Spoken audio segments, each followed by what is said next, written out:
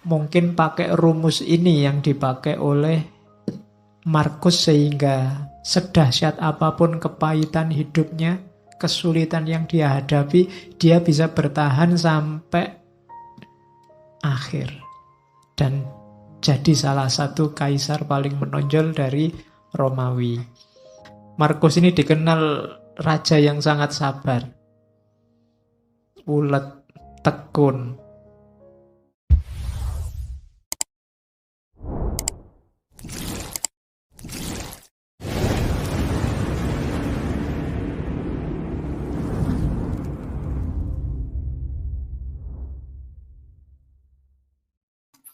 Assalamualaikum warahmatullahi wabarakatuh.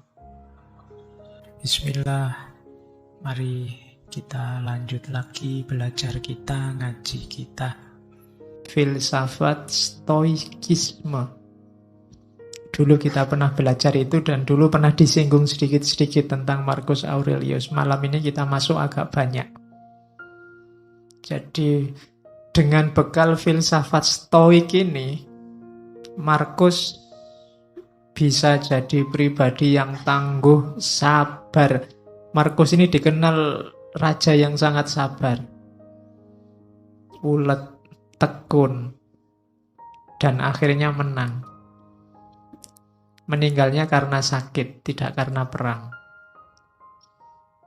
Meskipun hidupnya banyak mengalami pengeram, mengalami bencana alam. Oke, kita lihat ya dahsyatnya filsafat dalam diri seorang pemimpin Stoikisme. Ada tokoh barat yang meneliti filsafat Islam, namanya Joseph Van Es. Katanya Joseph Van Es, hasil penelitiannya tentang Stoik ini sebenarnya epistemologi yang banyak dikembangkan dalam tradisi filsafat Islam itu bukan Aristotelian, tapi logika-logika Stoik. Makanya bau spiritualnya agak kental. Kalau Aristotelian murni kan agak realisme. Kalau coba baca Al-Kindi, baca Al-Farabi, baca Ibnu Sina, itu kan bau spiritualnya kuat. Cara berpikirnya agak bau Stoik. Ya silahkan kamu cari sendiri apa iya begitu. Oke, kita lihat ya. Di mana menariknya Stoikisme khasnya Marcus Aurelius. Orang Stoik itu ciri berpikirnya 4. Yang pertama, berfilsafat tidak perlu jelimet, yang penting baik dan manfaat. Nah, ini prinsip luar biasa. Kalau di kita kan kadang-kadang filsafat itu kalau nggak jelimet kan kurang filsafat. Filsafat itu harus rumit, kalau nggak rumit nggak filsafat. Prinsipnya Stoik kebalikannya, nggak ada gunanya perumitan-perumitan itu. Yang simpel saja, apa adanya, tapi baik dan manfaat. Di antara yang membuat banyak orang trauma sama filsafat itu kan buletnya itu. Semakin ada tokoh filosof ngomong kok jelimet, semakin kamu puji, wah filsafatnya jeru gue mesti. Ya kan, setiap kali kamu nggak paham kan kamu anggap itu wah dalam itu, kan gitu kamu. Padahal prinsipnya Stoik kebalikannya, tidak begitu. Jadi gagasan-gagasan besar itu tidak terlalu penting. Yang penting itu gagasan yang baik dan manfaat. Itu rumus pertama itu. Makanya Stoikisme itu mudah dipahami. Kenapa kalian tidak paham? Ya karena bahasa Inggris kebanyakan referensinya. Terjemahan ke dalam bahasa Indonesia. Yang kedua, Stoikisme ini rasanya agak cocok sama dunia timur karena yang ditekankan dimensi internalnya manusia, dimensi dalamnya, dimensi ruhaniyahnya. Termasuk konsepnya tentang kebahagiaan. Orang-orang stoik meyakini bahwa bahagia atau tidak bahagia itu tergantung dirimu yang ada di dalam, bukan tergantung yang di luar diri. Kalau kebahagiaanmu kamu cantolkan pada yang di luar dirimu, percayalah kamu tidak akan ketemu yang namanya bahagia. Saya bahagia Pak kalau besok punya uang banyak. Kamu tidak akan ketemu-ketemu, karena begitu kamu dapat uang banyak, kamu pengen lebih banyak lagi. Kalau saya punya istri cantik Pak, mungkin kamu tidak ketemu bahagia karena yang lebih cantik dari istrimu besok pasti banyak. Ya mau kamu kawin, ya pas dikawini cantik, nanti lama-lama ya tua dan jelek. Yang lebih cantik pasti banyak. Kalau dasarmu hanya itu, kamu tidak akan ketemu-ketemu sama kebahagiaan. Kekayaan juga begitu.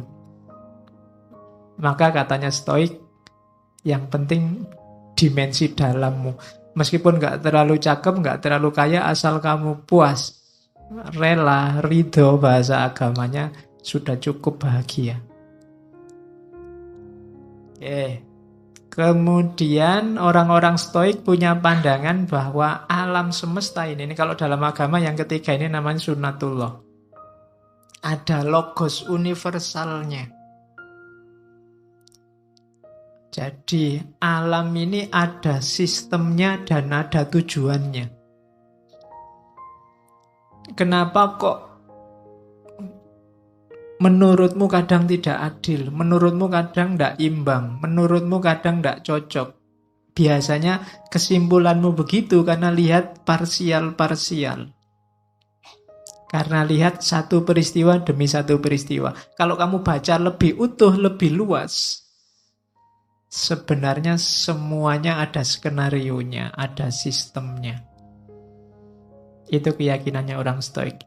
Sekali-sekali perlu ada bencana, sekali-sekali perlu ada kesedihan, sekali-sekali itu membacanya jangan diputus di bencana itu saja, di kesedihan itu saja. Bacanya jauh lebih luas, nanti akan kelihatan ada skenario besar.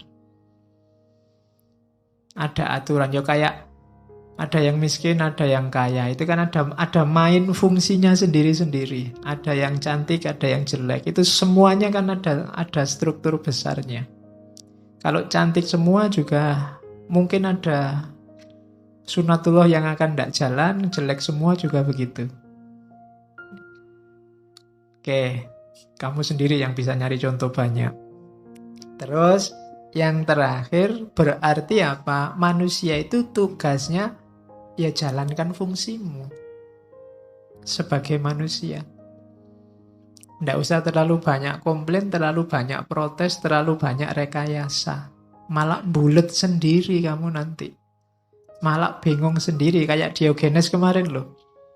Kenapa hidup kita susah? Kita sendiri yang bikin rumit. Jadi jangan dibulet-bulet, kembali ke yang alami-alami, yang natural-natural. Nah itu maunya orang-orang stoik. Manusia itu kan yang bikin rumit kan dirinya sendiri. Sebenarnya rumusnya hidup itu kan simpel. Kalau lapar ya makan, kalau ngantuk ya tidur. Kalian ngaji kok sambil ngantuk? Kan bingung, Pak saya ngantuk sekali Pak. Ya tidur. Kan simpel. Kamu sendiri yang bikin rumit. Gitu loh. Oke. Kalau enggak punya ya nyari. Kalau yang dicari ada di orang lain ya minta nggak dikasih ya utang. Itu kan rumus simpel sebenarnya. Utang nggak boleh ya dirayu. Ya, nggak bisa ngerayu ya ngerampok. Oke, jadi ada rumus-rumus simpel yang kita bikin rumit sendiri. Dan itu kadang menyusahkan kita sendiri. Jadinya nggak balance hidup kita. Hidup ini ada sunnatullahnya, ada rumus-rumus pakemnya. Ini 4 cara berpikirnya orang stoik. Sekarang kita lihat Marcus Aurelius. Cara dia menerjemahkan gagasan-gagasan stoik. Saya ambil pertama tentang kehidupan. Malam ini kita banyak ngomong tentang semacam quotes-nya, karena Marcus Aurelius ini tidak meninggalkan karya selain 1 satu buku semacam buku harian yang diterjemahkan dalam bahasa Inggris, judulnya Meditation. Kalian cari, downloadan gratis itu. Masih asli dalam bahasa Inggris. Kalau ada yang pintar bahasa Inggris boleh diterjemah. Dan ini saya potong-potong dari situ, saya klaster-klaster. Cuma tidak bisa banyak karena bukunya tebal, ya kita ambil yang sesuai kadar waktu ngaji kita. Meskipun saya tidak yakin bisa nyampe semua karena banyak. Jadi hidup ini yang pertama rumusnya katanya Markus, carilah apa tugasmu. Katanya Markus, segala sesuatu, apakah itu kuda atau anggur, diciptakan untuk tugas tertentu, untuk peran tertentu, maka carilah tugasmu sebagai manusia. Sering kan saya singgung ayat, afahasibtum annama khalaqnakum abasa. Itu kan Allah loh yang ngomong. Apa kami ciptakan engkau itu hanya untuk iseng? Pasti tidak. Ada tujuannya. Kejar itu. Yo, Al-Quran banyak ngomong tentang tujuan hidupmu ini. Enaknya karena sayangnya Allah sama kita, kan kita sama Allah langsung ditunjukkan, ini loh tugasmu. Jadi yo kayak misalnya ini ja'ilun fil ardi khalifah, aku ciptakan manusia di muka bumi jadi khalifah. Ini kan Allah langsung ngasih petunjuk, ini loh tugasmu. Maksudnya Markus, yo kamu jalan di tugasmu itu. Setiap hal di muka bumi ini ada perannya, ada tugasnya. Jangan dikacaukan, kamu sendiri juga jangan kacau. Nanti kamu susah sendiri. Oke. Teh ini kan dia punya tugas. Dibikin jadi minuman. Ya diminum, enggak apa-apa.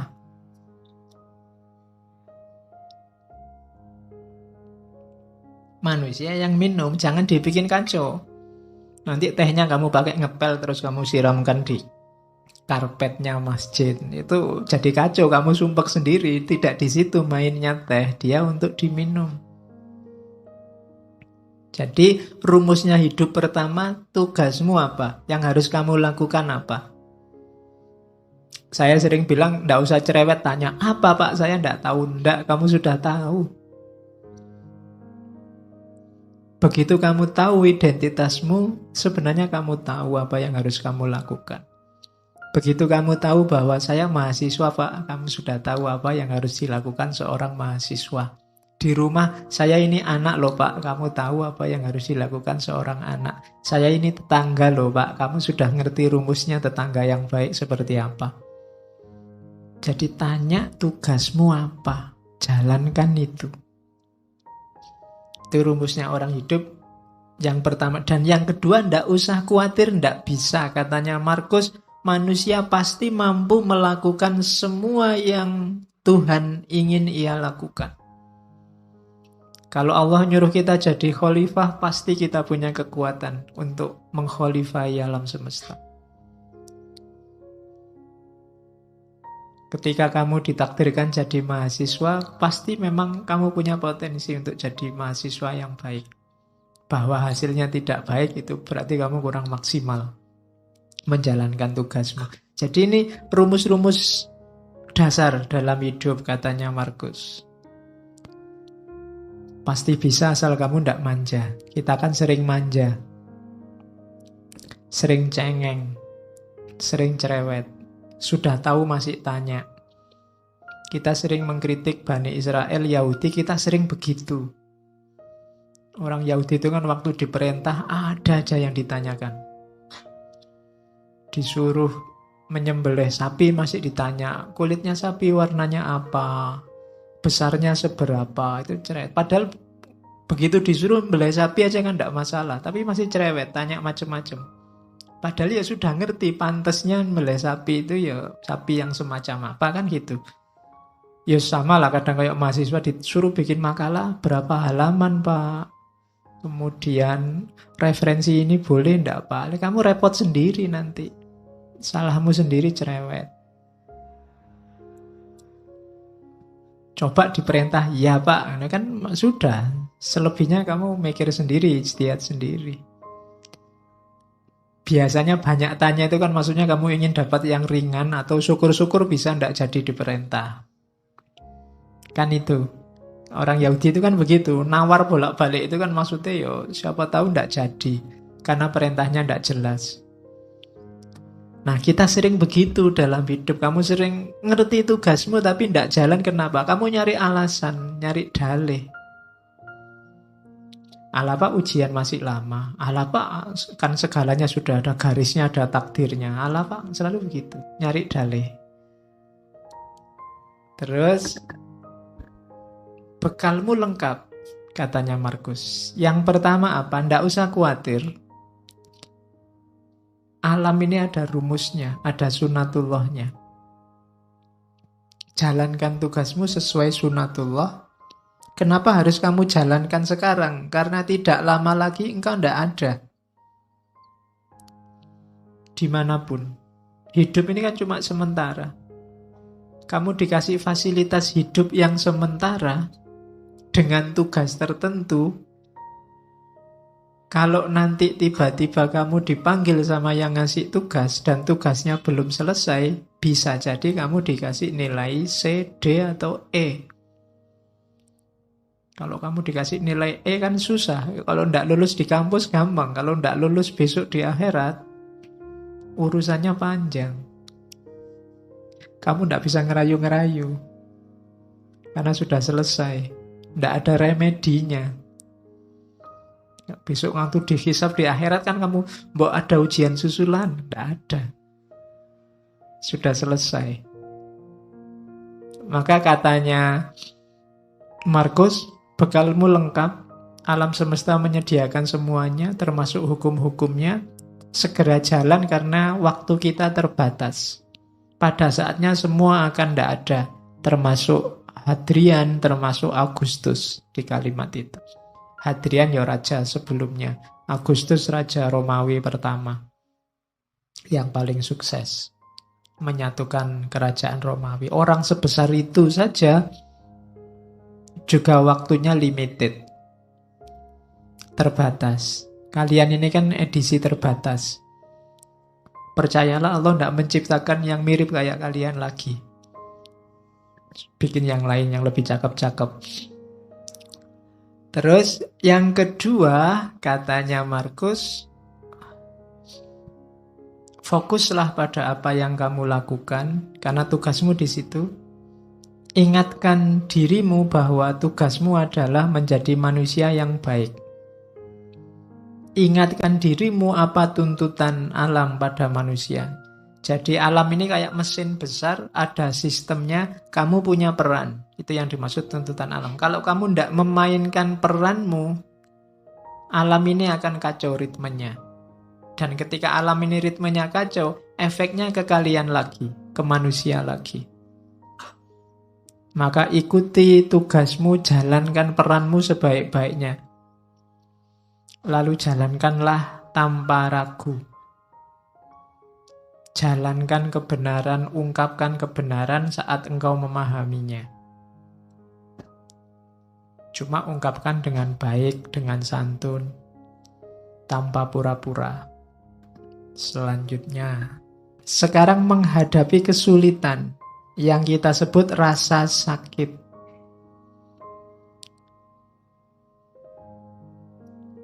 Katanya Markus, saat engkau tersiksa oleh sesuatu dari luar dirimu,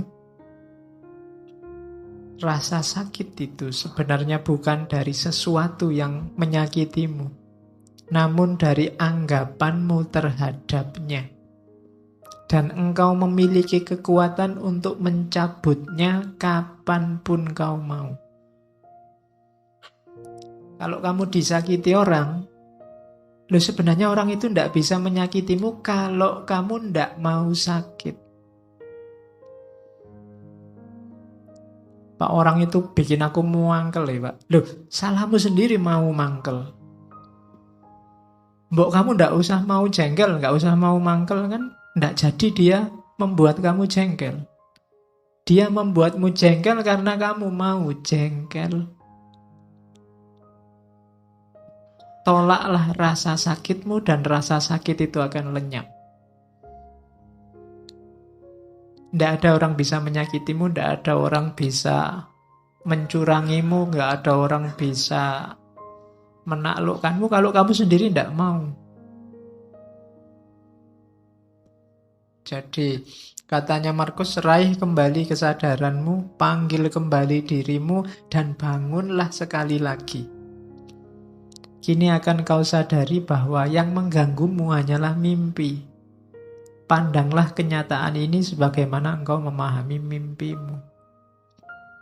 Ya silahkan sekarang didaftar apa yang membuatmu sumpek, membuatmu sakit, membuatmu merasa tak berdaya, membuatmu merasa lemah.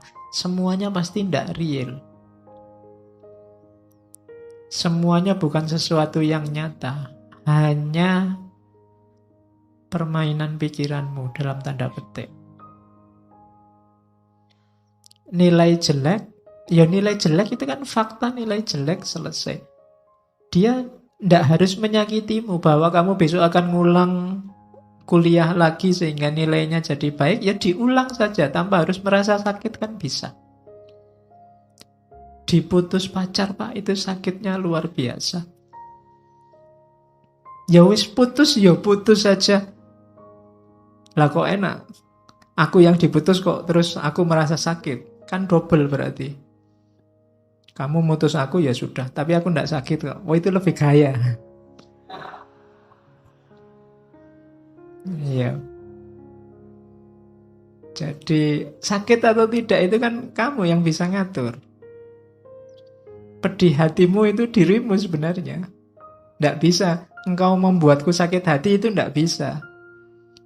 Kamu sendiri yang mau dihinggapi rasa sakit itu. Ada orang maki-maki kamu kayak apapun, kalau kamu tidak tersinggung kan tidak ada apa-apa. Saya tersinggung loh Pak. Lihat salahmu sendiri tersinggung. Kamu tidak tersinggung itu bisa lah, kok milih tersinggung. Itu kamu milih rasa sakit. Itu maunya Markus. Jadi tidak, sakit atau tidak itu sebenarnya kuncinya di kamu. Terus, tak seorang pun dapat kalah, baik di masa lalu atau di masa depan. Bagaimana orang bisa kehilangan apa yang ia tidak miliki? Yang sering membuat kita sakit kan dua hal ini. Harapan dan kekecewaan. Kecewa itu kan karena masa lalu, harapan itu karena masa depan. Masa lalu dan masa depan itu dua hal yang tidak kita pegang sekarang, tidak kita miliki sekarang. Loh, lah kok kita bisa disakiti oleh sesuatu yang kita tidak punya? Kok kita bisa kalah oleh sesuatu yang tidak ada? Masa lalu itu kan tidak ada, sudah lewat. Masa depan itu nanti belum terjadi. Lah kok kita bisa kalah oleh itu, katanya Markus? Harusnya tidak. Jadi kekecewaan dan harapan itu jangan sampai membunuhmu. Kenapa? Karena dia sesuatu yang tidak ada. Sesuatu yang tidak ada jangan menyakitimu. Hidupmu kan di masa kini. Dia tiba-tiba menyakitiku Pak, aku tiba-tiba diputus. Kapan? Tadi. Oleh sudah tadi aja, sudahlah. Nah iya kan? Kan berarti masa lalu itu. Meskipun 1 jam yang lalu kan sudah jadi masa lalu. Meskipun putusnya tadi sore jam 5, kan kamu sudah masa laluku itu kan? Iya. Oke, jadi jangan mau disakiti oleh masa lalu dan masa depan. Berpikir yang positif. Kayak di kalimat terakhir itu, adalah nasib burukku semua ini terjadi padamu. Padaku sebenarnya itu. Kita kan sering mengeluh begitu. Aduh, nasibku kok jelek ya. Katanya Markus, jangan begitu. Bilang saja nasibku baik, adalah nasib baikku. Di mana nasib baiknya? Meskipun ini terjadi padaku, tapi aku dapat menanggungnya tanpa rasa sakit. Baik itu kehancuran di masa kini maupun ketakutan akan masa depan. Kalau kamu ada masalah apapun, jangan mengeluh.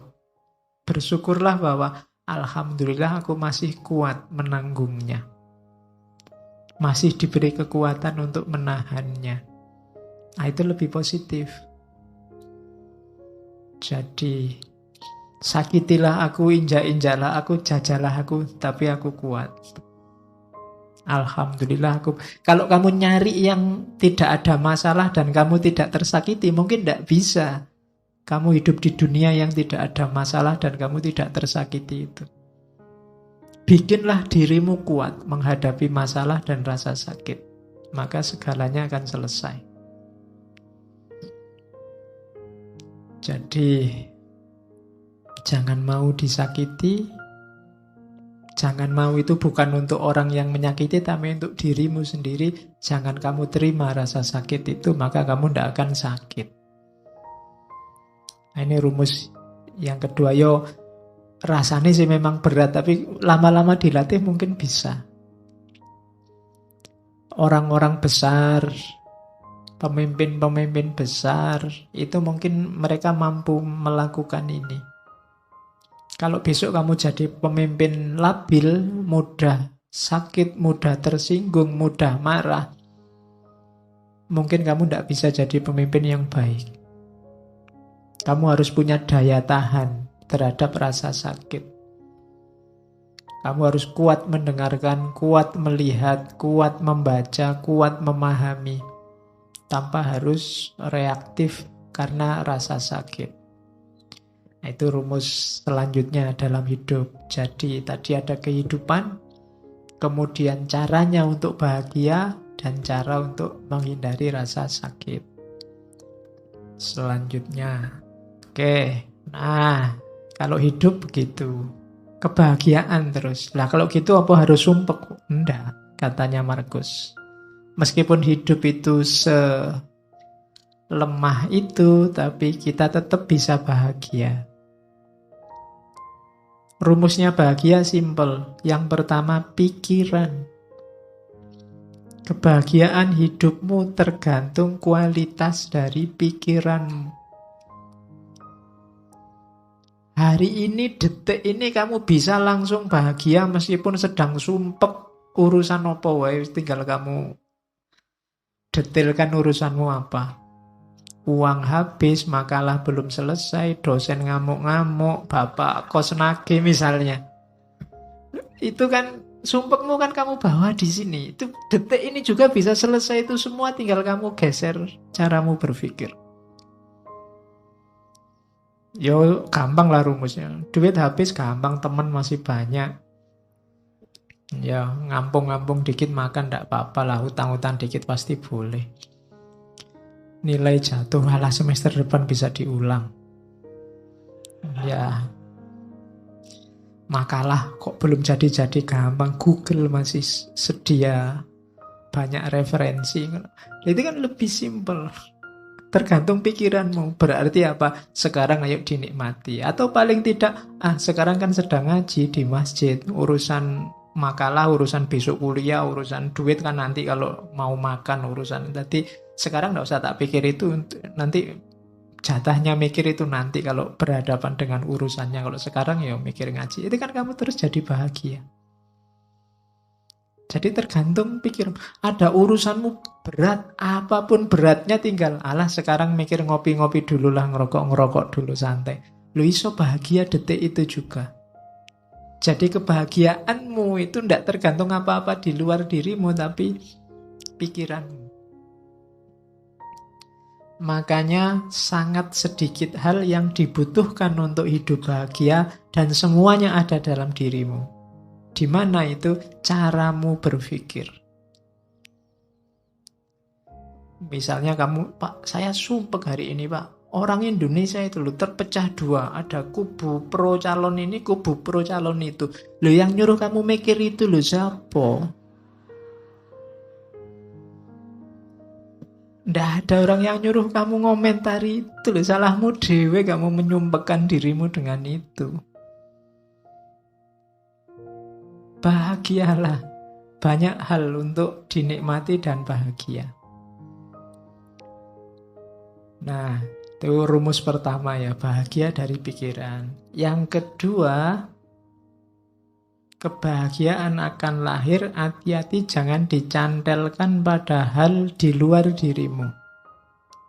Katanya Markus, kebahagiaan mereka yang ingin populer tergantung orang lain. Orang yang semacam ini tidak akan bisa bahagia. Orang yang ingin populer berarti dia butuh follower banyak, dia butuh jempol banyak, dia butuh dipuji, butuh dikomentari. Kalau sandaranmu bahagia ini, kamu akan susah bahagia. Karena akan selalu ada orang yang tidak suka padamu. Ngaji ini mungkin yang suka banyak, yang tidak suka pasti juga ada. Kalau kamu sumpek dengan yang tidak suka, kamu tidak akan bahagia-bahagia. Kalau kamu sumpek dengan hatersmu, kamu tidak akan bahagia. Karena akan selalu ada orang yang tidak cocok. Karena memang tipenya orang beda-beda. Jadi kebahagiaan orang yang ingin populer itu tergantung pada orang lain. Maka jangan nunggu populer dulu baru bahagia. Jangan nunggu dipuji banyak orang dulu baru bahagia. Bahagialah sekarang. Kebahagiaan mereka yang nyari kesenangan akan diikat, berubah-ubah sesuai mood yang berada di luar kontrol mereka.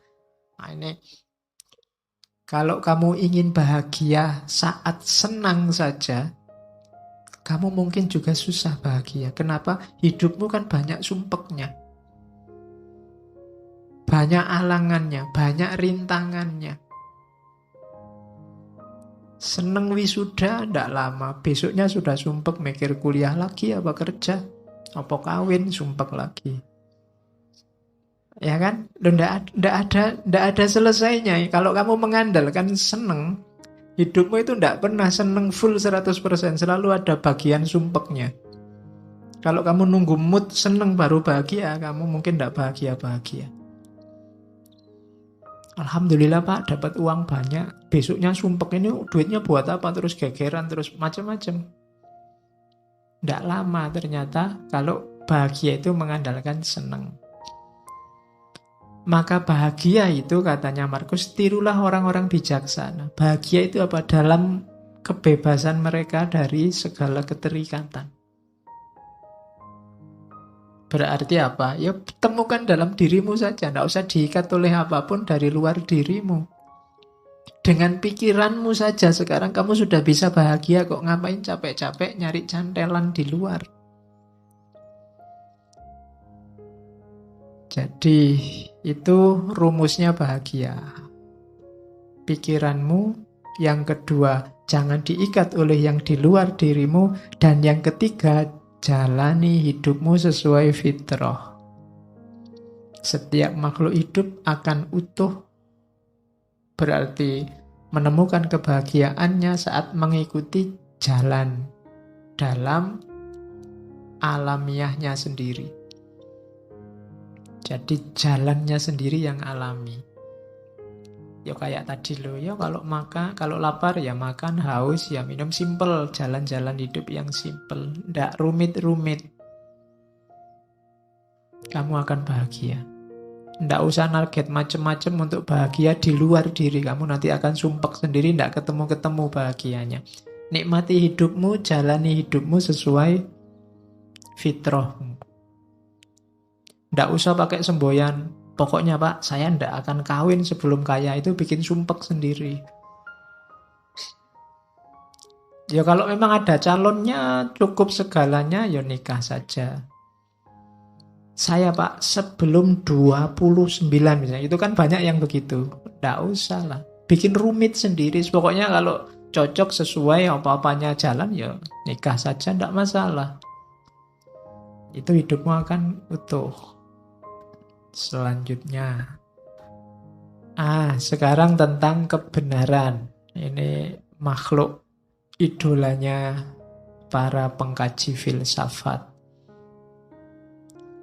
Katanya Marcus Aurelius, kebenaran itu sifatnya perspektif.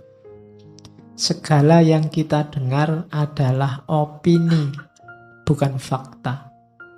Segala yang kita lihat adalah perspektif, bukan kebenaran. Ini nanti belakangan dikembangkan teorinya oleh Immanuel Kant, jadi das Ding an sich namanya. Sesuatu apa adanya dan sesuatu yang sudah dipersepsi, dipahami oleh manusia. Ketika orang ngomong tentang sesuatu yang namanya kebenaran, begitu kebenaran itu diomongkan, dia jadi opini. Opini itu kebenaran versi yang ngomong. Kalian ikut ngaji, terus keluar cerita tentang ngaji ini, itu yang keluar dari penjelasanmu, dari mulutmu, itu adalah opinimu tentang ngaji ini. Kalau opini, ya itu pendapatmu sendiri. Persepsi juga begitu. Kalau engkau melihat sesuatu kebenaran, begitu engkau melihat dan kamu pahami itu, hasil penglihatan dan pemahamanmu itu namanya persepsi sudah. Bukan lagi kebenaran itu sendiri, tapi kebenaran menurutmu. Jadi, segala yang kau dengar adalah opini, segala yang kau lihat adalah perspektif. Sebenar apapun, sebaik apapun yang disampaikan orang atau yang kau lihat, sifatnya sama. Sifatnya opini atau perspektif. Ya, perspektif itu selalu sesuai sudut pandang siapa yang melihat. Ngaji ini penting apa enggak penting? Itu kan sesuai persepsi, perspektif yang melihat. Begitu ada orang cerita, yang dia ceritakan itu ya opini dia tentang apa yang dia ceritakan. Maka semua acara TV, semua yang kamu baca di internet, semua yang ada di Facebook dan Twitter itu sifatnya adalah opini dan perspektif. Makanya kamu tidak harus terlalu mudah terpengaruh. Jadi, iya ada kebenaran, ada kebaikan, ada keindahan, tapi begitu bersentuhan dengan manusia, dia akan berubah jadi perspektif. Ketika dia sampaikan, namanya adalah opini. Loh, ini saya ngomong kebenaran loh Pak. Iya, kebenaran versimu. Mungkin orang lain punya perspektif berbeda. Karena karakternya manusia kan memang tergantung perspektifnya. Oke. Ya contohnya banyak. Kalian bisa nyari contoh sendiri lah. Satu masalah itu kamu kalau baca berita kan biasanya terus lihat komentarnya. Coba dilihat. Masalahnya sama, faktanya itu. Tapi komentarnya coba dilihat. Nah, mungkin ada yang pro, ada yang kontra, ada yang iseng, ada yang macam-macam. Berarti apa? Opini dan perspektif. Dan kamu makanya jangan mudah terpengaruh. Wong itu cuma opini, itu cuma perspektif. Sebenar apapun objek yang diomongkan. Teh ini, begitu kamu lihat, itu kan teh menurutmu. Saya yang melihat teh menurutku. Beda. Sama-sama, loh kalau dirasakan kan bisa. Iya coba, saya yang merasakan. Kesimpulannya bisa beda loh sama kalian yang merasakan. Mungkin menurut kalian, wah itu tehnya kelihatannya terlalu manis Pak. Bagi saya, oh ini cukupan. Bagi yang lain, oh itu pahit. Teh yang sama bisa banyak kesimpulan berbeda. Kesimpulanmu itu namanya perspektif. Begitu kamu cerita itu namanya opini. Jadi itu loh yang kita sebut kebenaran itu. Kebenaran itu begitu bersenggolan dengan manusia, dia berubah bentuk jadi opini dan perspektif. Oke, terus Kalau ini kesiapan mental menghadapi kebenaran. Katanya Markus, kalau seseorang mampu menunjukkan padaku bahwa yang aku pikirkan atau aku lakukan tidak benar, dengan senang hati aku akan berubah. Karena aku hanya kebenaran yang kucari, karena hanya kebenaran yang kucari, yang dengannya tidak akan ada orang akan benar-benar tersakiti. Yang tersakiti adalah mereka yang senantiasa menipu diri dan tidak mau tahu. Jadi ini sikap pada kebenaran. Tidak banyak orang suka dan siap pada kebenaran. Katanya Markus, saya punya kebenaran, aku meyakini kebenaran tertentu, tapi kalau ada orang lain bisa menunjukkan padaku yang lebih benar, dengan senang hati aku akan berubah. Karena komitmenku hanya pada kebenaran. Bukan pada orang, bukan pada aliran, bukan pada perspektif tertentu, hanya pada kebenaran. Dan ini akan lebih selamat. Hanya pada kebenaran, membela kebenaran, berpihak pada kebenaran, tidak akan menyakiti orang lain, katanya Markus. Kalau ada orang yang tersakiti, berarti mereka adalah orang-orang yang tidak mau tahu atau orang yang menipu diri. Orang menipu diri itu dia tahu bahwa ada kebenaran yang lebih benar dibandingkan kebenaran yang dia yakini selama ini, cuma dia tidak mau berubah. Ini orang ini menipu diri. Padahal dia tahu ada yang lebih benar. Ya kalau bukan menipu diri, nama lainnya dia cuek, tidak mau tahu. Pokoknya kalau sudah ini ya ini. Ini ada hubungannya dengan saya bilang tadi, orang-orang yang kaku. Padahal hidup ini dinamis, kita manusia terbatas. Oke, itu nasihat terakhir yang saya bawa dari Marcus Aurelius. Bayangkan, raja besar, wilayahnya sangat luas, cara hidup, cara berpikirnya semacam ini. Maka dia jadi raja yang sangat tangguh, terkenal kesabaran dan ketabahannya, dan dia sukses. Meskipun banyak pemberontakan, banyak bencana, mengalami kepahitan hidup yang luar biasa. Dengan filsafatnya dia bisa sukses. Itu contohnya cara berpikir seorang king filosofer king. Raja filosof yang raja. Oke, saya kira itu untuk malam hari ini. Kurang lebihnya mohon maaf. Wallahul muwafiq. Wallahu a'lam bissawab. Wassalamualaikum warahmatullahi wabarakatuh.